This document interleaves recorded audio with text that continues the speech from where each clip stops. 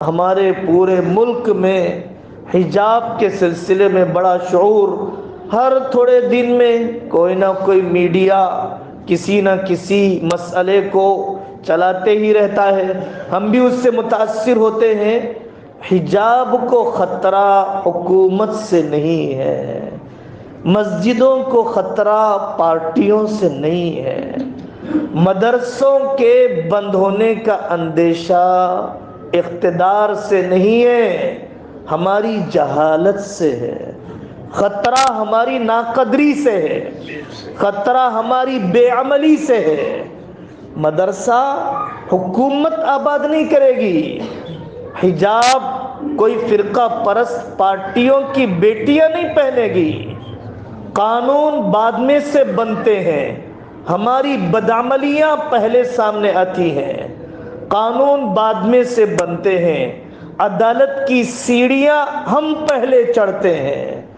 ڈوری case کا قانون ہمارے جہیز کے رسیہ ہونے کے بعد بنا ہے، اور ٹرپل طلاق کا قانون ہمارے نوجوانوں کی جہالت کے بعد بنا ہے۔ اور اسی طریقے سے کیا ہم اپنے گھروں میں حجاب اور پردے کا پورا نظام قائم کر چکے ہیں؟ حکومت سے مطالبہ بعد میں سے ہوگا۔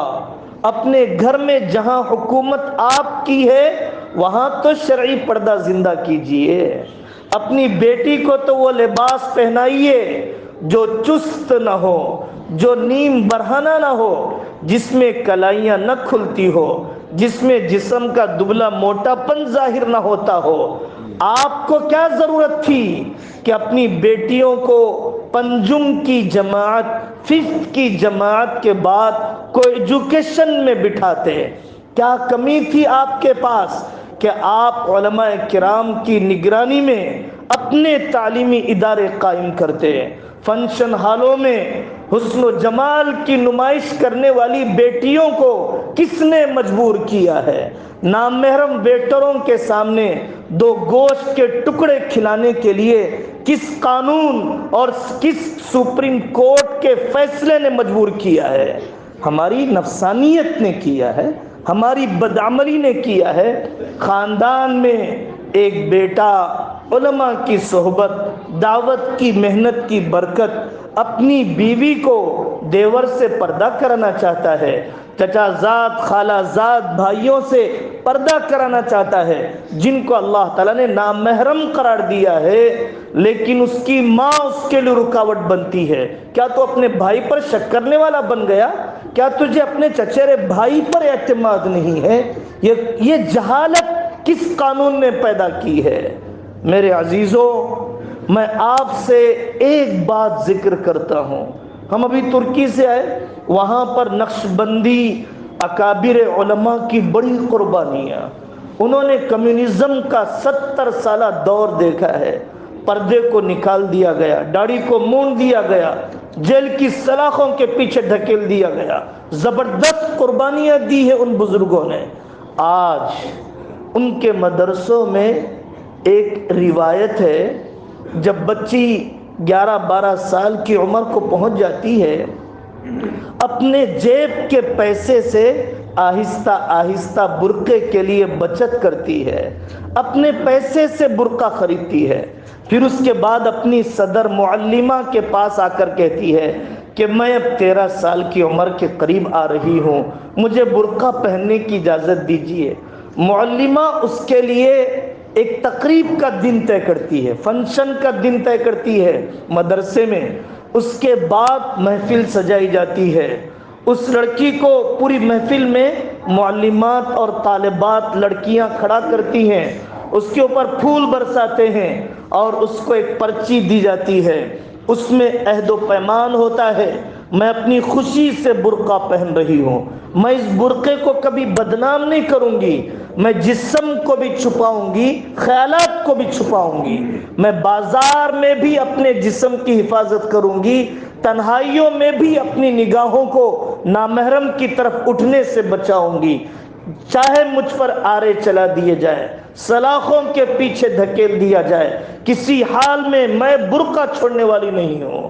اس عہد و پیمان اور اس میثاق کے لینے کے بعد معلمہ اپنی جگہ سے اٹھتی ہے اور بڑے اعزاز کے ساتھ اس طالبہ کو، اس پڑھنے والی طالبہ کو وہ برقع پہناتی ہے جو زندگی بھر اس طالبہ کی زندگی کا حصہ بن جاتا ہے۔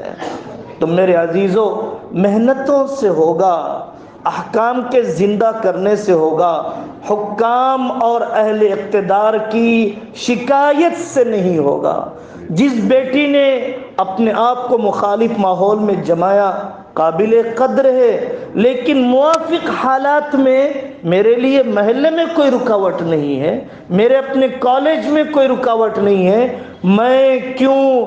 اور پھر پردہ سب سے پہلے مردوں میں، پردہ سب سے پہلے مردوں میں، پردہ سب سے پہلے عورتوں میں نہیں۔ ہم میں کی کتنوں کی نگاہیں بازار میں نیچی ہو جاتی ہیں، ہم میں سے کتنے دوسروں کی طرف اپنی میلی نگاہیں اٹھانے سے اپنے آپ کو بچاتے ہیں۔ حکومت یہ حرکت کرے تو بڑا جرم ہے، اسلام کو خطرہ ہے، اگر میں کروں تو کوئی خطرہ نہیں ہے۔ ایسا نہیں ہو سکتا، ایسا نہیں ہو سکتا۔ جو قوم اپنے اندر کے فرعون کو ذبح نہیں کر سکتی ہے، وہ باہر کے فرعون سے کبھی مقابلہ نہیں کر سکتی ہے۔